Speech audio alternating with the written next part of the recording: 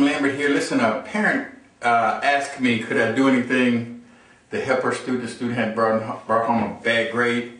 And I told her, I said, okay, let's look at the people involved. You have the teacher, the student, and the parent. 1/3 teacher, 1/3 parent, 1/3 student. And I did a little presentation on what the parent can do. Now I'd like to talk about the teacher's role in education. What should the teacher do? I have some notes because I don't want to forget anything. Back during the Olympics, where the old Olympics, where the United States beat the Russians and it was a big to-do about it, the coach used to do a thing where he would have the players from different colleges who would play for the Olympic team. He would scream at them and said, "Who do you play for?"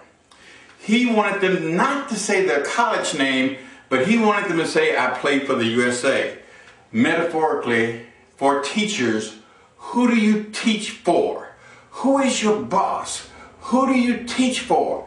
Are you going to name the State Department of Education? Are you going to name that particular school, that Board of Education, that system? For me, when I taught school, I taught for the kids. I taught for my Creator. I believe that people who are teaching school didn't get there by accident. I don't believe you chose it. I believe you were called. I want you to know this. Teaching is not a job. It is a calling. If you believe it's a job, you are going to be miserable. You won't be paid enough. There'll be too many conflicts, too many politics. But if you know the truth, that it is a calling, then you can't get tired, you can't quit, you got to work as hard as you can, and you will love it. It will be the most rewarding thing going.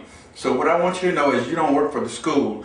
You work to do a good job. You work to help children. That changes everything. What that gives you is a paradigm shift. Well, what is a paradigm? I asked a teacher, I said, listen, I got some new stuff you can use.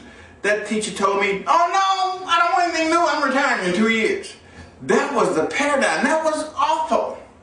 I heard one lady from the north say, she was teaching in the south, she said, these kids are so wonderful, they're just poor, they're from the south, they can't learn, I'm just going to give them an A and give them a good hug. That was her paradigm, no good. You gotta discover what is your paradigm. My paradigm was, my teaching and learning system is good. I want to produce the best product for these kids. And my paradigm is all children can learn and I want to teach them. So you have to know what is your paradigm. Examine your paradigm.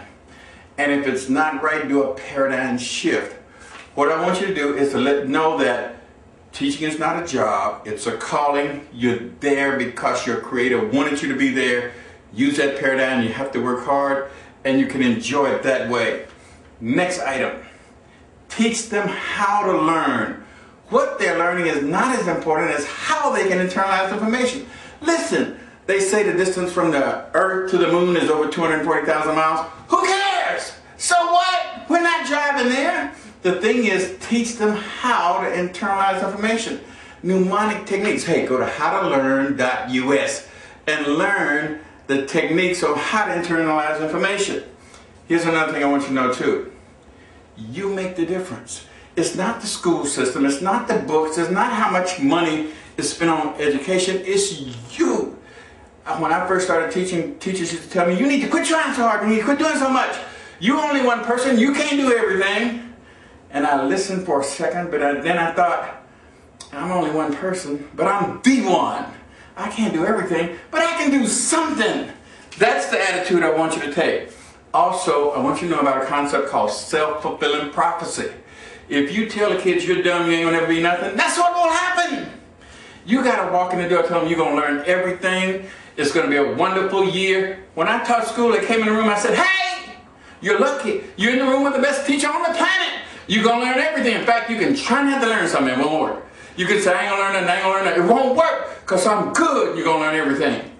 And baby, they bought it. Self-fulfilling prophecy. I don't want to miss anything in my notes.